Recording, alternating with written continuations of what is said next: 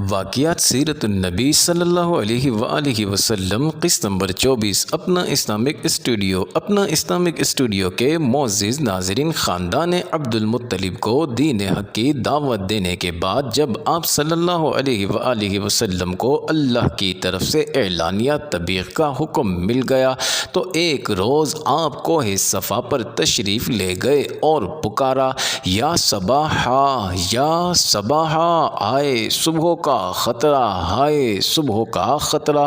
ناظرین، یہ نعرہ شدید خطرے کے وقت لگایا جاتا تھا۔ عربوں کا دستور تھا کہ وہ شب خون نہیں مارا کرتے تھے، بلکہ شب خون کے لیے صبح کا وقت مقرر تھا، اسی لیے رات میں ہتھیار کھول دیتے تھے۔ ناظرین، یہ نعرہ لگانے کا مطلب صبح کا حملہ سمجھا جاتا تھا۔ حضور صلی اللہ علیہ وآلہ وسلم نے جب یہ نعرہ لگایا تو سب لوگ تیزی سے جمع ہوئے، ان میں ابو لہب بھی تھا۔ ناظرین، آپ صلی اللہ علیہ وآلہ وسلم نے فرمایا، اگر میں تم سے کہوں کہ اس پہاڑ کے عقب سے ایک لشکر آ رہا ہے اور وہ تم پر حملہ کرنا چاہتا ہے تو کیا تم کو یقین آئے گا؟ ناظرین، سب نے کہا ہاں، کیونکہ ہم نے آپ کو ہمیشہ سے سچ بولتے دیکھا ہے، ہم نے آپ پر کبھی جھوٹ کا تجربہ نہیں کیا۔ پھر آپ صلی اللہ علیہ وآلہ وسلم نے فرمایا، اچھا تو میں ایک سخت عذاب سے پہلے تمہیں خبردار کرنے کے لیے بھیجا گیا ہوں۔ میری اور تمہاری مثال ایسے ہی ہے جیسے کسی آدمی نے دشمن کو دیکھا، پھر اس نے کسی اونچی جگہ چڑھ کر اپنے خاندان والوں پر نظر ڈالی تو اسے اندیشہ ہوا کہ دشمن اس سے پہلے پہنچ جائے گا، لہٰذا اس نے وہیں سے پکار لگانی شروع کر دی، یا صباح قریش کے لوگوں، اپنے آپ کو اللہ سے خرید لو، جہنم سے بچا لو۔ بنو کعب بن لوئی، بنو مرہ بن کعب، بنو قصی، بنو عبد مناف، بنو عبد الشمس، بنو ہاشم، بنو عبد المطلب، اپنے آپ کو جہنم سے بچا لو، میرے مال میں سے جو چاہو مانگ لو، مگر میں تمہیں اللہ سے بچانے کا کچھ اختیار نہیں رکھتا، تم سب لا الہ الا اللہ کے قائل ہو جاؤ ورنہ تم پر شدید عذاب نازل ہوگا۔ ناظرین، یہ سب سن کر لوگ، جن میں آپ کا چچا ابو لہب بھی شامل تھا، سخت برہم ہوئے اور واپس چلے گئے۔ ابو لہب نے یہ گستاخی کی کہ غصہ میں آپ صلی اللہ علیہ وآلہ وسلم کو مارنے کے لیے پتھر اٹھایا اور بدتمیزی کی، کہنے لگا، تو سارے دن غارت ہو، تو نے ہمیں اسی لیے جمع کیا تھا۔ ناظرین، اس پر سورۃ تبت یدا ابی لہب نازل ہوئی۔ ناظرین، ابو لہب کی بیوی اروا بنت حمنا بنت حرب، جو ام جمیل کی کنیت سے مشہور تھی، حضور صلی اللہ علیہ وآلہ وسلم کی تلاش میں نکلی، جبکہ حضور صلی اللہ علیہ وآلہ وسلم اور حضرت ابو بکر رضی اللہ عنہ صحن کعبہ میں بیٹھے ہوئے تھے، لیکن وہ حضور صلی اللہ علیہ وآلہ وسلم کو نہ دیکھ سکی۔ ناظرین، دعوت حق کی اس پہلی للکار نے ساری قوم کو چونکا دیا اور گلی گلی اس کا چرچا ہونے لگا۔ چند روز بعد قوم کو ڈرانے کے لیے سورہ انبیاء کی آیت نمبر 98 کے ذریعے حکم نازل ہوا، ترجمہ، یقین رکھو کہ تم اور جن کی تم اللہ کو چھوڑ کر عبادت کرتے ہو وہ سب جہنم کا ایندھن ہے، تمہیں اسی جہنم میں جا اترنا ہے۔ حضور صلی اللہ علیہ وآلہ وسلم نے کوہ صفا کی چوٹی سے اللہ تعالیٰ کا یہ حکم اہلیان مکہ کو سنایا، جس کو سن کر ان کے پیروں تلے سے زمین نکل گئی، اس لیے کہ کعبہ میں موجود 360 بت ہی ان کی معیشت اور اقتدار کا ذریعہ تھے، جن کو پوجنے کے لیے سارا عرب آتا اور حضور صلی اللہ علیہ وآلہ وسلم کی دعوت بت پرستی سے منع کرتی تھی۔ ایک روز آپ صلی اللہ علیہ وآلہ وسلم نے حرم کعبہ میں جا کر توحید کا اعلان فرمایا۔ کفار کے نزدیک یہ حرم کی سب سے بڑی توہین تھی، اس لیے دفعتاً ایک ہنگامہ برپا ہو گیا اور ہر طرف سے لوگ آپ پر ٹوٹ پڑے۔ مسلمانوں کو اطلاع ہوئی تو وہ بھی دوڑے دوڑے آئے، جن میں حضرت حارث بن ابی حالہ رضی اللہ عنہ یعنی حضرت خدیجہ رضی اللہ تعالی عنہ کے پہلے شوہر کی اولاد بھی تھے، وہ حضور صلی اللہ علیہ وآلہ وسلم کو بچانے کے لیے لپکے، لیکن ہر طرف سے ان پر تلواریں برس پڑیں اور وہ شہید ہو گئے۔ اسلام کی راہ میں یہ پہلا خون تھا جس سے زمین رنگین ہوئی۔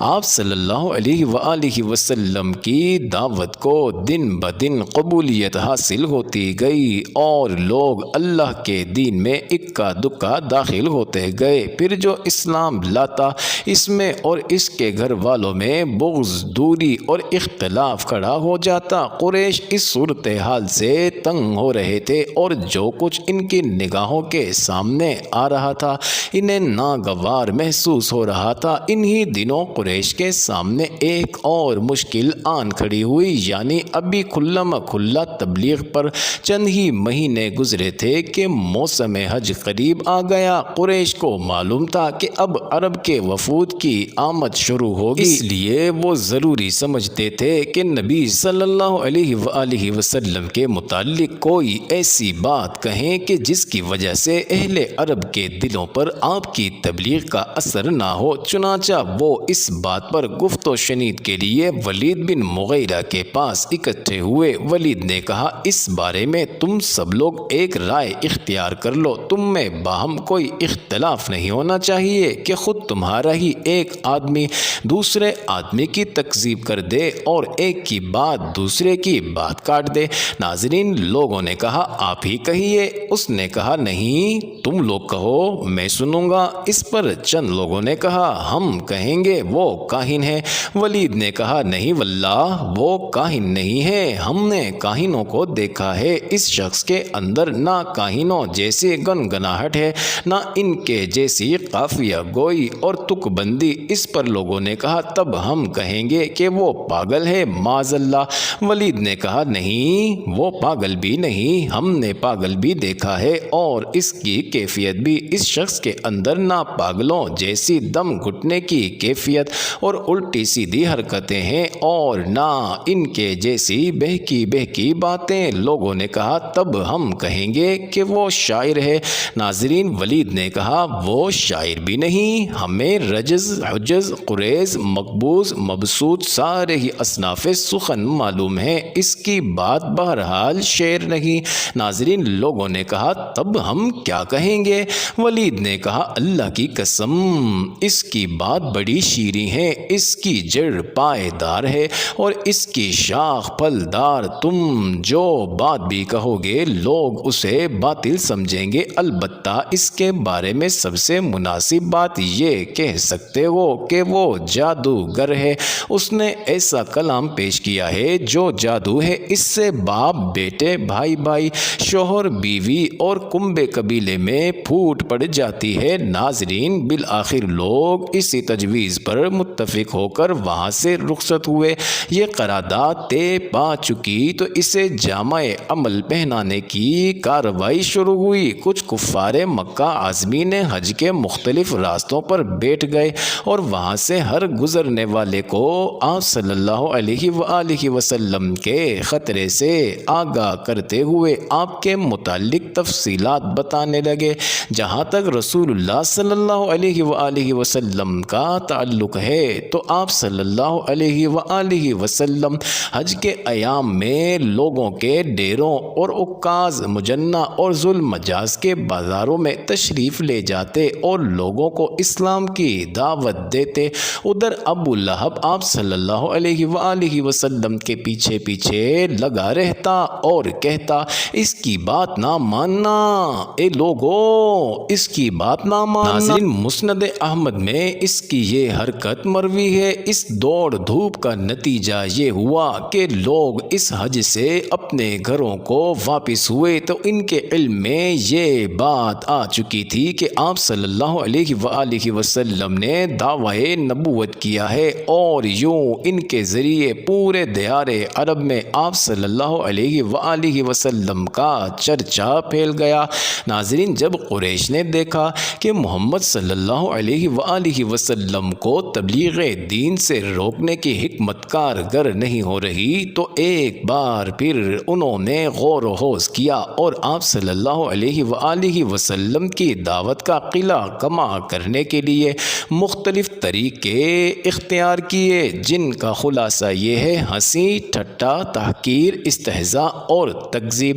ناظرین، اس کا مقصد یہ تھا کہ مسلمانوں کو بددل کر کے ان کے حوصلے توڑ دیے جائیں۔ اس کے لیے مشرکین نے نبی صلی اللہ علیہ وآلہ وسلم کو ناروا تہمتوں اور بیہودہ گالیوں کا نشانہ بنایا، چنانچہ وہ کبھی آپ صلی اللہ علیہ وآلہ وسلم کو برا بھلا کہتے اور کبھی آپ صلی اللہ علیہ وآلہ وسلم پر جادوگر اور جھوٹے ہونے کا الزام لگاتے۔ یہ کفار آپ صلی اللہ علیہ وآلہ وسلم کے آگے پیچھے پرغضب منتقمانہ نگاہوں اور بھڑکتے ہوئے جذبات کے ساتھ چلتے تھے۔ ترجمہ: اور جب کفار اس قرآن کو سنتے ہیں تو آپ کو ایسی نگاہوں سے دیکھتے ہیں کہ گویا آپ کے قدم اکھاڑ دیں گے اور کہتے ہیں کہ یہ یقیناً پاگل ہے۔ اور جب آپ صلی اللہ علیہ وآلہ وسلم